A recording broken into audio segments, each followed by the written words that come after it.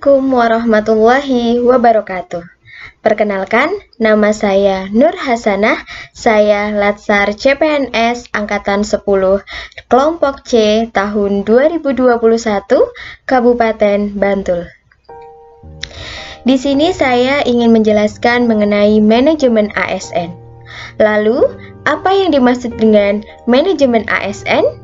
Manajemen ASN adalah pengelolaan ASN untuk menghasilkan pegawai ASN yang profesional, memiliki nilai dasar, etika profesi, bebas dari intervensi politik, bersih dari praktek korupsi, kolusi, dan nepotisme.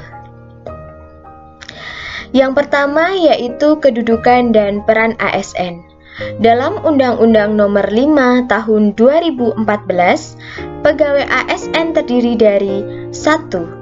PNS, yang kedua adalah PPPK atau yang kita sebut dengan P3K. Yang pertama yaitu PNS.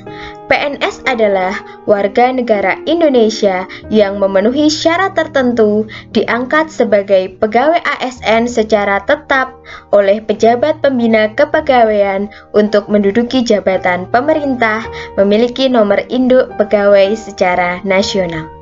Sedangkan P3K adalah warga negara Indonesia yang memenuhi syarat tertentu yang diangkat oleh pejabat pembina kepegawaian berdasarkan perjanjian kerja sesuai dengan kebutuhan instansi pemerintah untuk jangka waktu tertentu dalam rangka melaksanakan tugas pemerintah.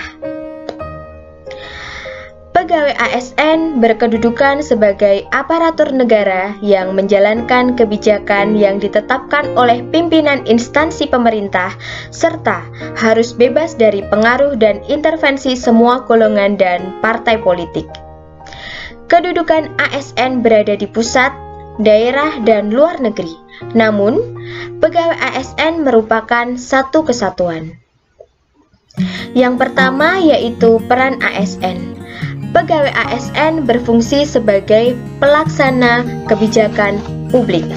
Untuk itu, ASN mengutamakan kepentingan publik dan masyarakat luas dalam menjalankan tugasnya. Harus mengutamakan pelayanan yang berorientasi pada kepentingan publik.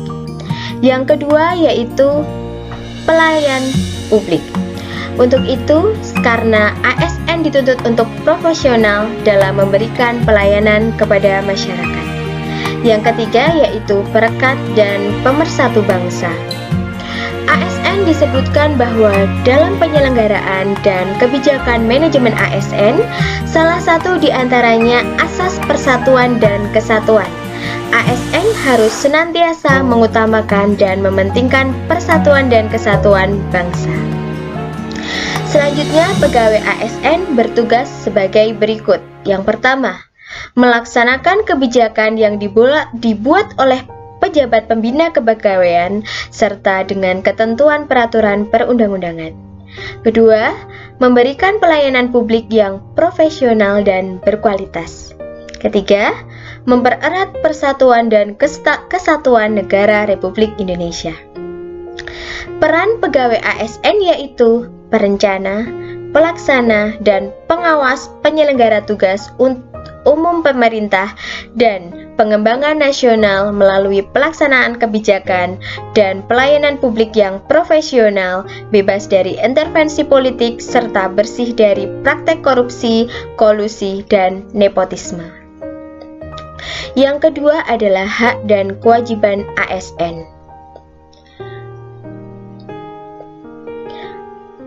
Hak adalah suatu kewenangan atau kekuasaan yang diberikan oleh hukum, suatu kepentingan yang dilindungi oleh hukum, baik pribadi maupun umum. Hak PNS dan P3K yang diatur dalam Undang-Undang ASN adalah sebagai berikut.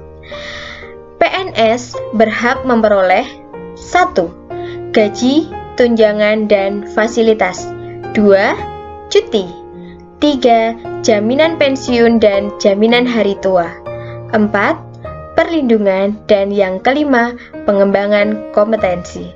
Sedangkan P3K berhak memperoleh 1. Gaji dan tunjangan. 2. cuti, 3. Perlindungan, 4. Pengembangan kompetensi. Kewajiban ASN. Kewajiban adalah suatu beban atau tanggung jawab yang bersifat kontrakstual atau bisa disebut sesuatu yang sepatutnya diberikan. Kewajiban pegawai ASN yang disebutkan dalam Undang-Undang ASN adalah 1. Setia dan taat pada Pancasila.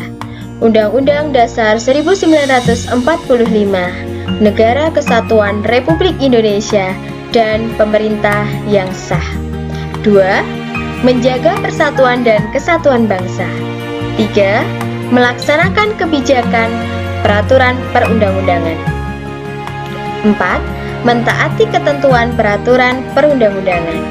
5. Melaksanakan tugas kedinasan dengan penuh pengabdian, kejujuran, kesadaran, dan tanggung jawab. 6.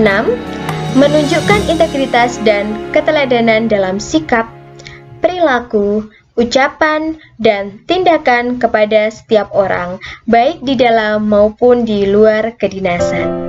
7. Menyimpan rahasia jabatan dan hanya dapat mengemukakan rahasia jabatan sesuai dengan ketentuan peraturan perundang-undangan. Dan yang terakhir, bersedia ditempatkan di seluruh wilayah Negara Kesatuan Republik Indonesia. Yang ketiga, kita akan membahas mengenai kode etik dan kode perilaku ASN.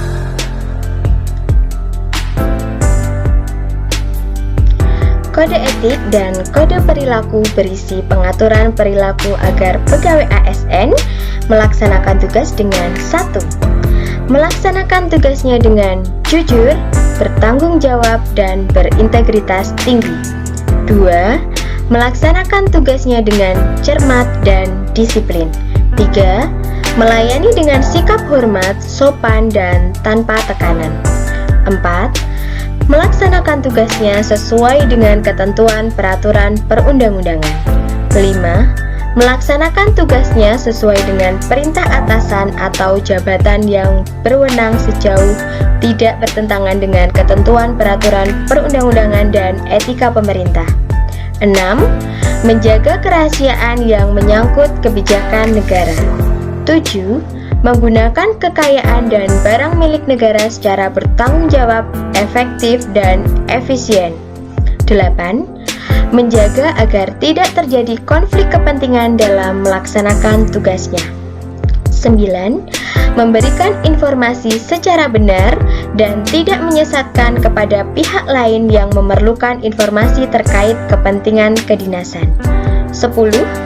Tidak menyalahgunakan informasi intern negara, tugas, status, kekuasaan, dan jabatannya untuk mendapat atau mencari keuntungan atau manfaat bagi diri sendiri atau untuk orang lain.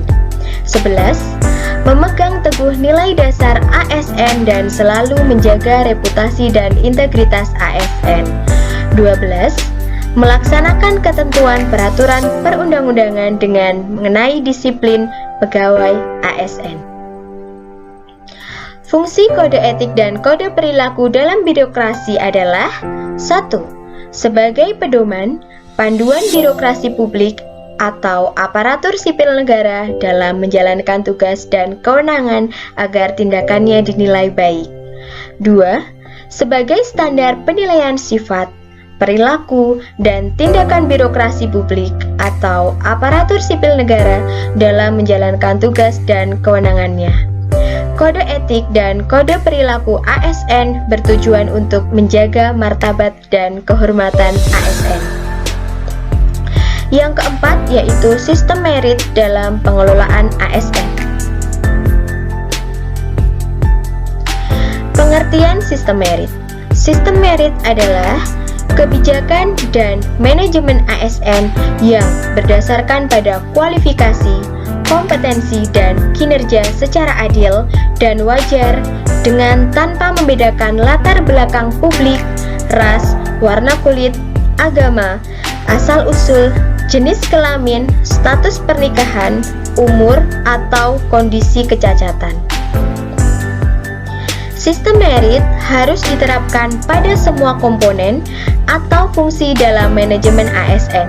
Berbagai sistem pengelolaan pegawai dalam organisasi harus mencerminkan prinsip sistem merit yang sesungguhnya, di mana semua prosesnya didasarkan pada prinsip-prinsip yang objektif dan adil bagi semua pegawai. Pelaksanaan sistem merit dalam komponen pengelolaan ASN, khususnya dalam penyusunan dan penetapan kebutuhan, penilaian kerja, pengembangan kompetensi, promosi, mutasi, dan penghargaan. Jaminan sistem merit pada semua aspek pengelolaan pegawai akan menciptakan lingkungan yang kondusif untuk pemerintah dan kinerja. Pegawai diberikan penghargaan atau pengakuan atas kinerjanya yang tinggi. Di sisi lain, bad performance mengetahui kelemahannya untuk kemudian dibantu oleh organisasi untuk meningkatkan kinerja. Yang kelima yaitu mekanisme pengelolaan ASN. Pengertian manajemen ASN. Pengelolaan atau manajemen ASN pada dasarnya adalah kebijakan dan praktik dalam mengelola aspek manusia atau sumber daya manusia dalam organisasi, termasuk dalam hal ini adalah pengadaan, penempatan, mutasi, promosi, pengembangan, penilaian, dan penghargaan. Manajemen ASN terdiri dari manajemen PNS, P3K, pengelolaan jabatan pimpinan tinggi, organisasi, dan sistem. Manajemen PNS. Yang pertama yaitu penyusunan dan penetapan kebutuhan. Kedua, pengadaan. Ketiga, pangkat dan jabatan. Keempat, pengembangan karir. Kelima, pola karir. Keenam, promosi. Ketujuh, mutasi. 8. Penilaian kerja. 9. Penggajian dan tunjangan. 10. Penghargaan. 11. Disiplin. 12. Perlindungan. Sedangkan manajemen P3K yang pertama yaitu penetapan kebutuhan, kedua pengadaan, ketiga penilaian kinerja, keempat penggajian dan tunjangan, kelima pengembangan kompetensi, keenam pemberian penghargaan, 7 disiplin, dan 8 pemutusan hubungan perjanjian kerja. Berikut pemaparan saya mengenai manajemen ASN. Sekian dan terima kasih.